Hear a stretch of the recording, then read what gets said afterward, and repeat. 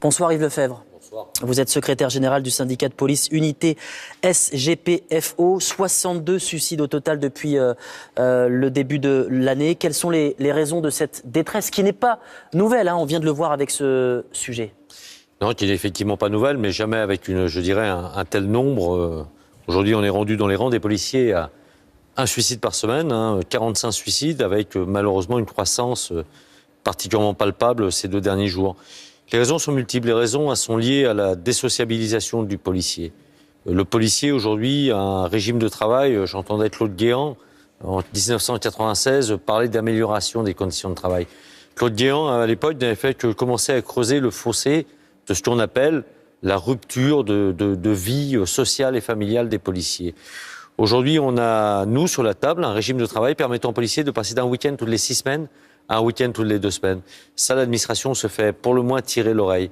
C'est une des raisons. Aujourd'hui, un week-end de repos toutes les 6 semaines. Un week-end de repos toutes les 6 semaines. Donc, pour les policiers. Imaginez-vous, exactement, avec une pseudo-amélioration, soi-disant voulue par le principal employeur, la direction centrale de la sécurité publique, plus de 70 000 agents, qui en fait va réduire de 16 heures le temps de repos des policiers, le temps de repos hebdomadaire des policiers.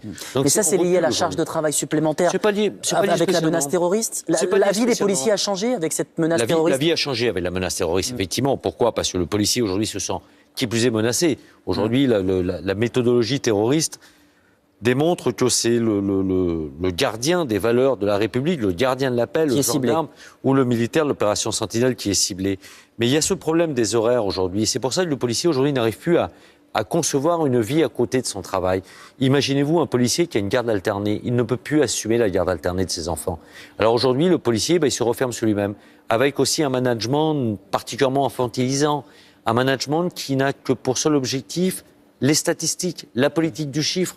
Là encore, depuis 2002, on a de cesse de le répéter, mais malheureusement, on est confronté trop souvent au ministère de l'Intérieur à un dialogue de sourds en la matière. Alors, après la précédente vague de suicides, il y avait eu 23 mesures dans le cadre du plan Cazeneuve. C'était début 2015, recrutement de psychologues, nouveau cycle de travail. Ça n'a pas marché ? Les recrutements de psychologues, oui, ça a marché. Enfin, ça a marché. Du moins, il y a une quantification. Mais vous savez, on pourrait mettre un psychologue derrière chaque policier.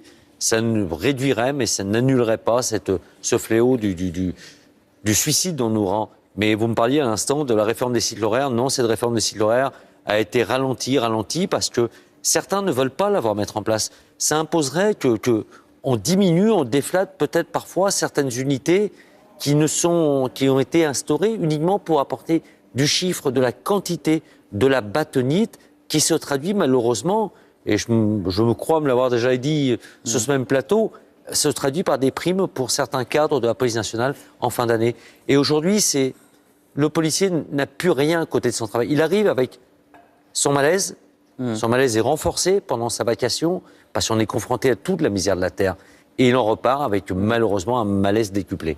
Le ministre de l'Intérieur, Gérard Collomb, annonce qu'il va recevoir les représentants des forces de l'ordre très vite. Qu'est-ce que vous attendez de cette réunion ? J'attends que la réforme des cycles de travail se mette réellement en place et qu'on l'accélère. J'attends qu'avec Madame la garde des Sceaux, Gérard Collomb puisse obtenir enfin un allègement de la procédure pénale. J'attends que Gérard Collomb, comme il prétend vouloir le faire depuis quelques mois, fasse mettre un terme définitif à la politique du chiffre dans la police nationale, que le management soit revu. Aujourd'hui, on a des commissaires de police qui ne savent pas ce que c'est que le métier de gardien de la paix. Alors, réformons tout ça, imposons aux jeunes commissaires de police sortant de l'école de faire un passage de 2 années dans nos rangs de gardiens de la paix, puis peut-être de 2 années dans les rangs des officiers. Au moins, ils seront chaussés, ils viendront vivre notre vie de flic au quotidien. Bah écoutez, le message est passé. Merci beaucoup d'avoir accepté ce soir l'invitation de France Info.